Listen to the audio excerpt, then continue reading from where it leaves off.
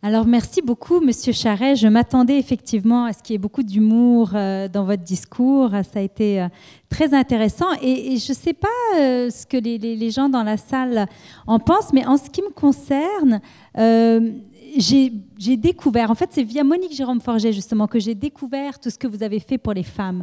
Je ne sais pas pourquoi je n'étais pas plus au courant de tout ce qui a été fait, mais Monique est une de vos grandes fans et je suis très proche d'elle et je lui fais grandement confiance. Et quand elle s'est mise à m'énumérer tout ce que vous aviez fait, j'ai dit, je pense que ce serait important de partager ça avec plus de gens parce que pas beaucoup de gens ont fait tout ce que vous avez fait. Mais j'aimerais vous demander pourquoi ça a été quelque chose d'aussi important pour vous et pour votre gouvernement que de donner aux femmes cette place qui leur revient.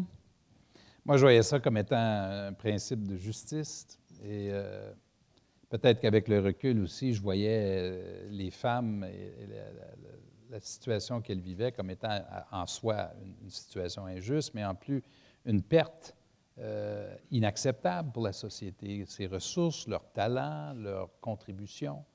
Et c'est une chose que nous avions et que quand on est au gouvernement, on a l'occasion de corriger. Bien, si on est élu pour ça. On est élu pour ça, pour corriger ces choses. La loi sur la parité, personne ne nous l'avait demandé en passant. Il n'y a pas un chat qui nous l'avait demandé à ce moment-là, juste parce que je pense que les gens ne portaient peut-être pas beaucoup attention. Mais nous, on le vivait à l'interne, puis on le voyait, puis je le voyais, puis je me disais, bien, coudonc, ça ne peut pas être ça, là, la réponse qu'on nous donne. On a, nous, le pouvoir de changer les choses. C'est quand on a cette responsabilité-là, il faut agir, il faut bouger. Donc, vous avez été avant-gardiste, finalement. Et bien influencé par mon épouse, par les gens autour de moi. Monique Jérôme Forget, vous saviez, c'est tout un caractère. Elle était assise à côté de moi au Conseil des ministres pour raconter, sans vous livrer de grands secrets. Périodiquement, elle me disait, là, Monsieur le Premier ministre, là, Monsieur le Premier ministre, là, moi, je vais vous dire une affaire que vous ne voulez pas entendre. Mais je vais vous dire pareil. Et après 3 ou 4 fois sur des mois, je lui disais, Monique, si je ne veux pas l'entendre, dis-moi-le donc pas. Mais Monique avait ses théories sur la pépine et ça. Mais je dois vous souligner, un jour, je vais écrire mes mémoires que je vous recommande fortement en passant. Ils ne sont pas écrits encore, mais ça va être bon. Sur la différence entre les femmes et les hommes. Oui. Parce qu'il y a des choses très... je vais vous en donner une différence. Que les femmes doivent... Et je soupçonne que je m'adresse à beaucoup de femmes qui sont dans la salle ce soir. Les femmes, surtout lorsqu'elles sont dans les postes de responsabilité, sont souvent des perfectionnistes. Alors, les perfectionnistes, ce n'est pas un cadeau, ça, pour elles. Dans le sens suivant. C'est une lourde... Alors, elles font quoi, les perfectionnistes? Hein? Elles arrivent à la période de questions, elles ont lu 200 pages de documents, elles ont rayé, ils ont écrit des notes. Les gars, eux autres, ils n'ont rien lu, évidemment. Ils comptent sur les femmes. Oui, on va faire ça sur le... Alors, parce qu'elles sont perfectionnistes, elles doivent apprendre à vivre, parce qu'elles ne changeront pas. Elles ne deviendront pas moins perfectionnistes en passant. Quand on prend la peine de raisonner, d'observer, vous ne changerez pas. Si vous êtes perfectionniste, essayez pas de ne plus l'être, vous l'êtes. Et vous ne changerez pas. Mais il faut que vous en soyez consciente, d'une part, et que vous puissiez maîtriser ce trait de caractère que vous avez pour que vous puissiez le gérer et que ce ne soit pas cette obsession de la perfection qui vous gère à la place. Et nous, on faisait des efforts pour conscientiser les femmes dans l'équipe, on leur en parlait très directement. L'autre règle de la politique qui est très injuste, nous en donner des choses très simples. Pour une femme en politique, la vie n'est pas très juste. Les gars se lèvent le matin. Tu sais, moi, ma tête, là, elle est comme elle est. Hein? Tu sais, je me lève le matin, puis advienne que pourra. Mais les femmes de mon conseil des ministres le matin, elles doivent aller chez le coiffeur. Puis elles s'habillent. Parce qu'elles se présentent à l'Assemblée nationale, à la période de questions. Puis c'est pas optionnel. La vie est comme ça. Mais c'était beaucoup plus exigeant. Une femme, en politique, par exemple, ne peut pas facilement inviter un homme journaliste à dîner dans un restaurant. Même encore aujourd'hui. Les règles ne sont pas les mêmes. Alors, les règles ne sont pas les mêmes. Et elles doivent apprendre à travailler dans cet environnement-là. Dans les débats, c'était très différent. Si vous posez une question à un homme, tu sais, qu'est-ce qu'on devrait? On fait un tour de table. Les gars vont dire, bon, on fait quoi dans ce dossier-là? Oui. La réponse, c'est oui. On le fait-tu, oui ou non? Oui. Il commence avec oui. Après ça, il s'explique. Une femme va commencer par s'expliquer pour ensuite donner la réponse. C'est très différent. Alors, il y a des barrières typiquement féminines, comme vous l'énoncez, mais est-ce qu'il y a, c'est certain que vous serez d'accord avec moi, mais quelles sont, d'après vous, les qualités typiquement féminines qui font qu'on va renforcer, que ce soit dans le monde politique, que ce soit au sein d'un conseil d'administration, qu'est-ce que les femmes apportent qui fait que le conseil d'administration sera plus efficace, aura une vision plus holistique d'une question? Et on dit, selon certaines études, Mme Coty, que les conseils d'administration qui ont une plus forte participation des femmes performent mieux en termes de rendement, en termes de... Et je pense que c'est vrai. Moi, j'ai le privilège d'être sur le conseil d'administration d'une entreprise qui s'appelle Publicis, dans le domaine des communications, une entreprise française, présidée par Elisabeth Badinter, oui, qui est une féministe et une philosophe, qui est paritaire, et qui l'était avant que tout ça devienne... Et les conseils d'administration qui ont cette diversité de vues, je pense, ont plus de chances d'avoir une vision plus large des enjeux et des événements. Et dans notre conseil des ministres, on a vu un changement dans les débats parce que les femmes, effectivement, elles sont plus réfléchies, sont moins portées vers la conclusion rapide. Elles travaillent plus, font plus d'efforts, sont plus studieuses, plus réfléchies. Les hommes sont plus sur la décision, eux. Et ils ne souffrent pas. Tout ça, tous ces caricatures-là sont vraies. Ils ne souffrent pas, eux, d'un sentiment d'incompétence pour les... Hein? S'il y a un job à faire, je suis capable. Mais une femme, oui, elle va douter, c'est vrai. Mais ça change la texture de la discussion et ça la rend plus riche et plus substantielle. Alors justement, est-ce que vous pensez qu'il y a des conseils d'administration de Old Boys Club, on va dire, d'hommes qui travaillent ensemble depuis de nombreuses années, qui ont l'habitude d'atteindre des consensus de manière très rapide et très simple, qui redoutent justement l'apport des femmes et les femmes qui vont peut-être poser des questions plus pointues, amener des points de vue différents, remettre en question le statu quo. Est-ce que vous pensez qu'il y a une certaine paresse?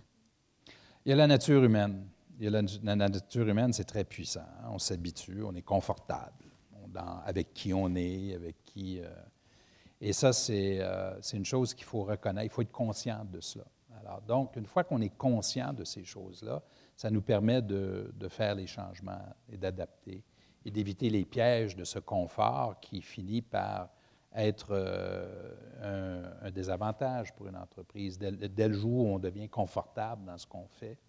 Alors, tous ceux qui ont réussi des choses dans leur vie, c'est des gens qui ont toujours vécu un certain inconfort, sont toujours challengés. Ce n'est pas des gens satisfaits au sens noble du terme. Alors ça, on le voit. Il faut, je le sens de moins. Je pense qu'il y a une volonté d'inclure davantage les femmes. Ils ne savent pas toujours comment le faire. Ils ne savent pas toujours vers qui se tourner. Toute la question du réseautage est importante. Il est vrai, à mon avis, que les femmes ne s'avancent pas suffisamment.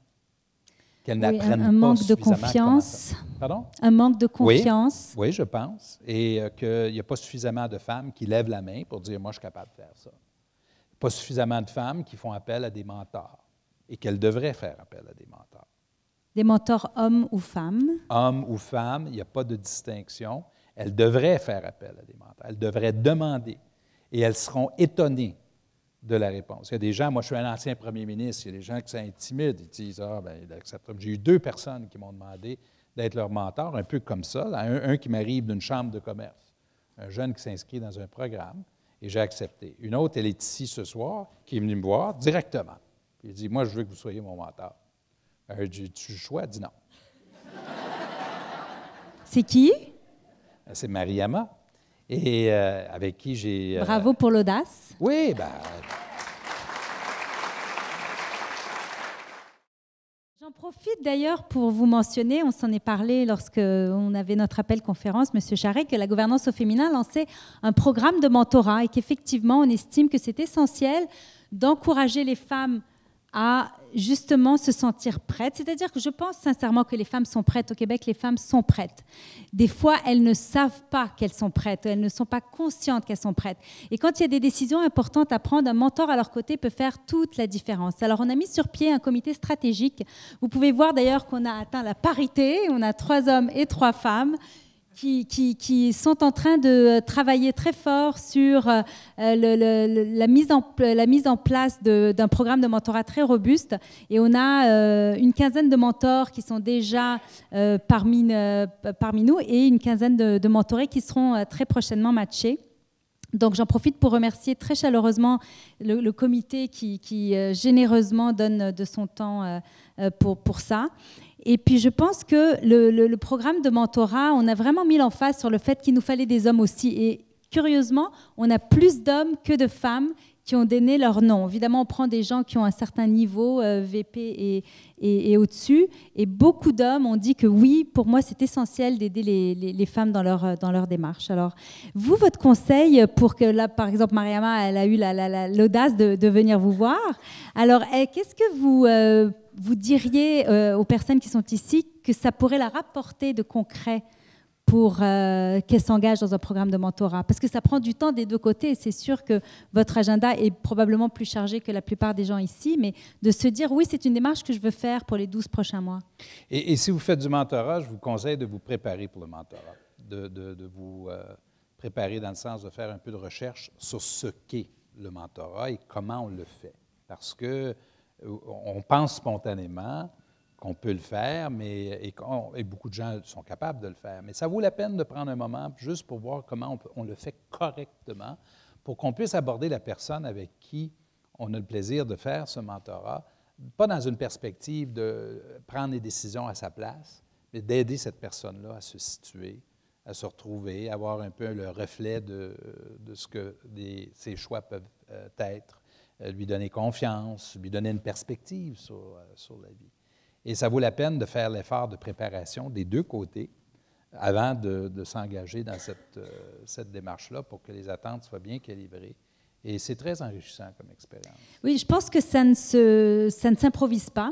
D'ailleurs, on a mis en place un programme de formation pour les mentors, justement, même si la plupart sont des gens très expérimentés qui disent avoir coaché des gens dans leurs équipes, ils n'ont pas toujours conscience de cette relation qui est très différente. Je vais faire une confidence. Moi, j'arrive chez McCarthy-Tétrault, le bureau d'avocat, ça fait 2 ans et demi. J'ai été premier ministre du Québec, puis tu sais, j'ai fait là, important. Moi, j'arrive au bureau, on avait eu d'autres expériences au bureau avant ça, avec des gens un peu avec mon profil qui arrivent. Moi, j'avais un mentor dans mon bureau. Et ça a étonné les jeunes dans mon bureau. Moi, j'ai encore un mentor dans le bureau. Pourquoi? Mais parce que j'arrive dans un environnement nouveau. À 28 ans, là, j'arrive dans un gros bureau d'avocat. Je ne sais pas où sont les salles de bain. Je ne sais pas où sont les... Puis là, on se sent un peu... Mais ça a été une des meilleures choses que j'ai pu faire. Puis c'était très connu. J'ai un mentor, il y a un nom, et c'est une personne à qui je peux me confier. Une des choses que j'ai appris dans la vie, il faut demander. Il faut demander de l'aide. Il n'y a personne qui va être blessé parce que vous leur demandez de l'aide. J'ai fait ça toute ma vie, moi, demander à des gens, viens travailler comme moi, sois candidat, donne-nous de l'argent pour nos campagnes, fais ci, fais ça. Le pire qui peut arriver, c'est de vous faire dire non. Puis, il n'y a personne qui est retourné à la maison et dit « Hey, je suis assez insulté aujourd'hui, imagine-toi. Jean Charest m'a appelé, m'a demandé de l'aider. Et que je t'ai insulté. » Mais une fois qu'on a compris ça, et mon épouse pense que je suis béni parce que j'ai eu des anges gardiens toute ma vie, tu sais, elle dit « T'es né sous une bonne étoile. » Je ne sais pas, peut-être. Mais en même temps, j'ai aimé, en même temps, quand on me demande, moi, puis des fois, ça arrive dans toutes sortes de circonstances imprévues. Moi, je me dis, c'est le destin. Si quelqu'un arrive devant moi comme ça, c'est le destin, puis j'accepte le destin. C'est à mon tour d'aider. Bon, alors, il y a peut-être quelques personnes qui vont venir vous voir ou vous appeler. Calmons-nous, là. Alors, écoutez, j'aimerais ouvrir les questions au public. Une ou deux personnes qui voudraient poser leurs questions à Jean Charest, c'est le moment. On peut vous apporter le micro si vous levez la main, si vous n'avez pas envie de déranger les autres. N'hésitez pas. Levez la main. En attendant, je peux... je fais un peu ça. Là. Je vais me proposer pour être mentorée pour la prochaine minute, M. Charest. Quelle est la chose que vous êtes répétée le plus souvent dans votre vie qui vous a aidé à progresser? Est-ce que c'est... justement, c'est peut-être un conseil que vous avez reçu, mais qu'est-ce qui vous guide le plus? Bon, il y a toujours beaucoup de choses qui nous viennent à l'esprit. D'abord, un amour pour le travail. Moi, très jeune, dans ma famille, à moi, mon père, c'est un homme qui travaillait beaucoup. C'est un homme de sa génération, plein de défauts. C'est pas quelqu'un, c'est un joueur de hockey qui avait fait une 9e année, qui était un homme d'affaires, venait d'une famille d'affaires. Mais mon père croyait beaucoup au travail. Puis il nous disait, il y a 3 choses à faire dans la vie pour réussir, le travail, le travail, le travail.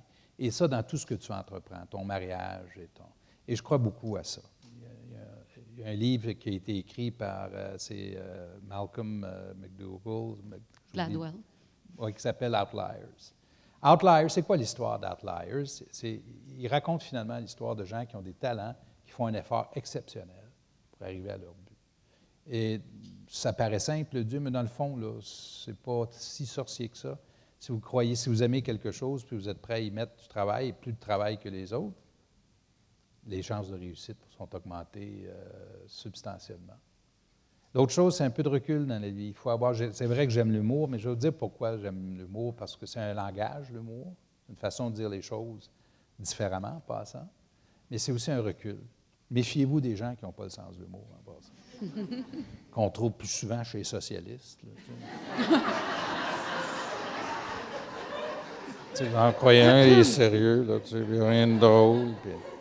Pas qu'on doit toujours être, on n'est pas stand-up comique, là, puis il ne faut pas tomber dans ce piège-là, mais l'humour, c'est un recul. Hein? Ça nous permet de reculer sur soi-même, de se prendre du recul sur la vie, puis et c'est sain en ce sens-là. Encore une fois, sans en abuser, mais il faut avoir cette capacité de recul pour pouvoir... Puis c'est vrai, le poème de... C'est qui de... j'allais dire Poe, c'est pas Poe, qui s'appelle « If », qui, dans un extrait, dit « Nos victoires et nos défaites sont des imposteurs ». C'est tellement vrai. C'est tellement vrai. Moi, je suis le politicien qui est mort le plus souvent politiquement au Canada, hein, de la dernière génération. Pas combien de fois on m'a déclaré. Mais c'est vrai aussi que mes victoires, j'ai eu des victoires qui étaient en réalité des défaites et les défaites. Donner un exemple, la plus importante campagne électorale que j'ai faite, je ne parle pas de référendum, c'est 98 contre Lucien Bouchard, où on fait campagne dans les 12 derniers jours sur ma décision contre un référendum. Dire, il n'y aura pas de... Et à ce moment-là, pourquoi c'est important? Parce que le plan de Lucien, c'est de gagner un gouvernement majoritaire puis de tenir un référendum, ce qui aurait été absolument désastreux pour le pays, de mon point de vue. Lucien, le soir d'élection, nous gagnons, contrairement à ce qu'annoncent les sondages, la pluralité des voix. Et Lucien, ce soir-là, son référendum est annulé. Lui, c'est fini. Dans le fond, la campagne électorale la plus importante que j'ai faite dans ma vie, c'est celle que j'ai perdue. Pas celle que j'ai gagnée, c'est celle que j'ai perdue. L'autre chose, c'est la résilience. Si vous avez cette capacité de résilience qui vous permet de croire, même quand personne ne croit encore, bien là, vous allez vaincre beaucoup d'obstacles. Merci beaucoup. Je cède la parole à monsieur. Allons prendre une dernière question. Merci. Oui, Monsieur Charest, vous en avez parlé à plusieurs reprises à l'intérieur de votre discours, le rôle que votre femme a joué dans votre carrière politique, dans votre relation. Je voulais savoir un peu comment est-ce que ça a commencé comme relation. Donc, je ne sais pas, une femme avec un homme d'affaires, avec un homme en politique. C'est parti comment? On sait. Ben, c'est pas de vos affaires, là. Franchement. Mais on s'est rencontrés adolescents, nous. Mais mon épouse, en passant, vous l'avez sans doute remarqué, est plus vieille que moi, mon épouse. Hein? On laissait faire. C'est pas élégant, ça. Non, je sais, c'est pas élégant, mais ça lui fait... Michel et moi, on s'est rencontrés adolescents, puis on s'est fréquentés, on avait 15 et 16 ans, puis on était bien en amour. Puis elle étudiait à Montréal, elle était à Villa Maria à Montréal, puis on s'est séparés pendant une période de temps, puis on est revenus ensemble.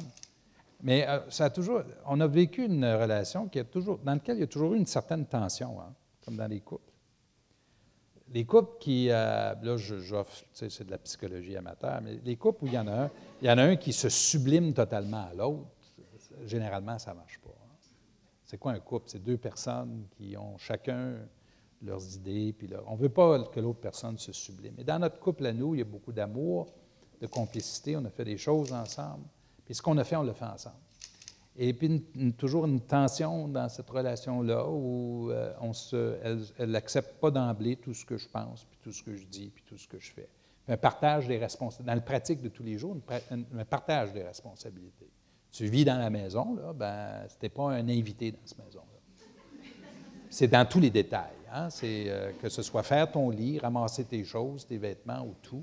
C'est pas un détail, ça. On vit ensemble, on partage ensemble. Et la vie est comme ça.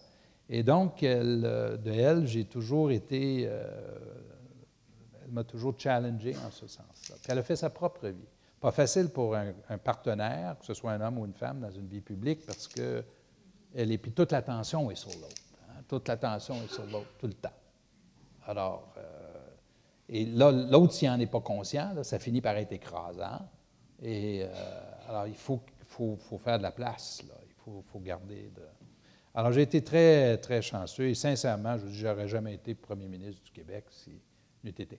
Maintenant, quand je recrutais des candidats, je leur demandais toujours et systématiquement s'ils étaient mariés, s'il y avait un partenaire, puis je leur demandais, ils pensent quoi de ça? Puis quand quelqu'un me disait, bien, mon mari ne veut pas que j'aille en politique, ou ma femme, ben ouais. Ou s'il me disait encore mieux, je n'ai pas de famille, tu sais. Pas de famille, c'était pas... J'ai eu un candidat, moi, il n'y avait pas de famille du tout, je ne dirais pas qui, dans une élection partielle. Dans le pôle où sa mère habitait, il n'y a pas eu de vote. Alors, tu sais, généralement... Ben, ça n'allait pas bien, on a fini à 3 %. Généralement, les gens qui, en politique, vous allez voir, vont réussir, vont passer à travers.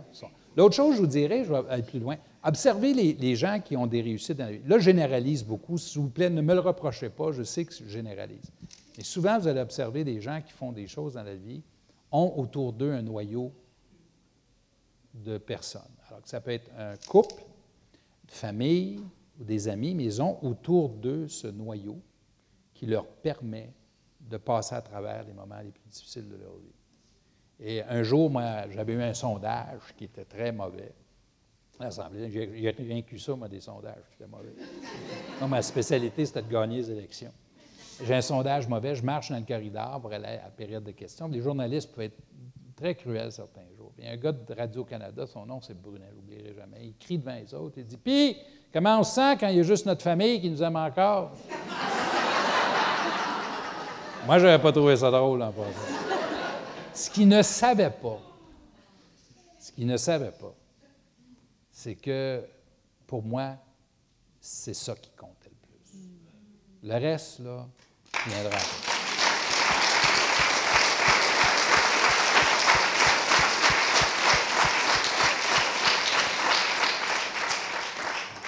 Monsieur Charest, ça a été un immense plaisir pour nous de découvrir l'homme derrière l'ancien Premier ministre.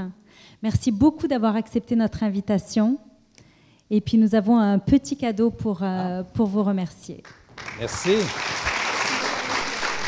Merci. Merci, Monsieur Charest.